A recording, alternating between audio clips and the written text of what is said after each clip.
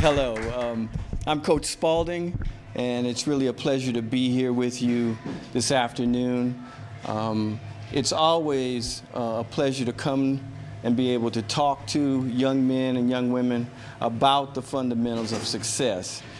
The question is what draws desire out of an individual? Is desire something that just poof comes out of the air, or is it something that you can manifest?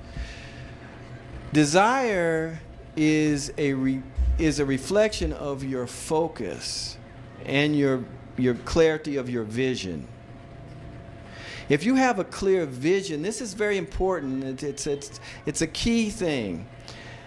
If we do not have a clear vision about what it is we want to accomplish, then our desire is dissipated because we have so many things in our life that it's hard to focus on one thing and have the proper desire that's necessary to move yourself forward down the path and to do the little actions each day that make it possible. Desire is something that must come from you, young man. It cannot come from anybody else. It can't come from your mom, your dad, or anybody. It's got to come from right here. It's got to come from inside out. That's what I was talking about, living inside out.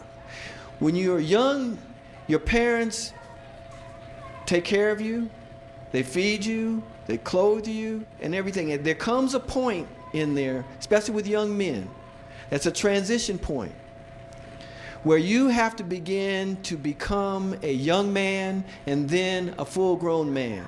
And part of being a young man and making that transition into a full man is understanding personal responsibility. You have to be personally responsible for your acts and what you say and think. At some point along the way, mom and pop are going to be moving aside. You're going to get 16, 17, 18, 19 years old. You got to be responsible for yourself. You have to be able to look inside of you and give the desires that you need to make the goals that you want to happen. That is personal. You have to do that. What Reggie Theus had was the desire to get better and the willingness to put in the work to get better. He would call us up and on the weekend and have us come and open up the gym because he wanted to work out on Sunday or Saturday when the gym was closed. And so that's what we did. When you have a young man that wants to work hard, then you accommodate him as a coach. And that's what he was. He wanted to work hard. So the answer to your question is, it always is not the greatness that you see at the end and you think a player has been great, like a LeBron James maybe, that you think he's been great all his life. I can tell you for sure, even the coaches that had LeBron James, he wasn't always great. He became great through desire, through consistency, through discipline. These are the things that make LeBron James what he is today and what you see today. Why does improving the quality of our thoughts make a difference in our life? Well, many times I have been told this, and I've had it happen to me in my life. Thoughts are things. The way we think directly affects our atmosphere around us, what happens in our life. I lost my wife at 25 years old. I got a call from the Highway Patrol at 12 o'clock midnight. And if you ever get a call from the Highway Patrol at 12 o'clock midnight, you know it's not good. My sister and my wife had a head-on accident. They were gone, finished. My son was in the car. He was the only one that survived. I had to grab hold of my mind at that point, 12 o'clock midnight, and think what I was going to do next. I had to come up with a plan.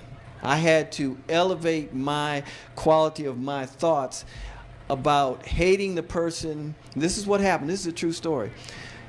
A Native American off the reservation in Arizona who had been drinking is what the person that drove into my wife and my sister and killed them. I had to elevate my level of thoughts about Native American people and alcohol in order for me to move on in life. If I would have stayed in that hate that I had temporarily,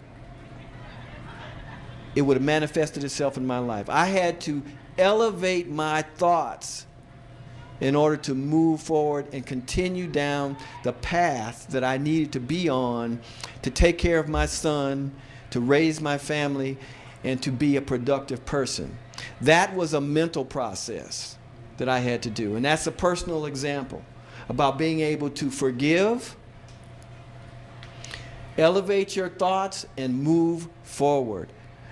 In business, or as a city councilman, dealing with the community, dealing with other city councilmen, if you get stuck at a certain level mentally with the people that you deal with, you'll never be able to make the kind of compromises that you need to make to govern.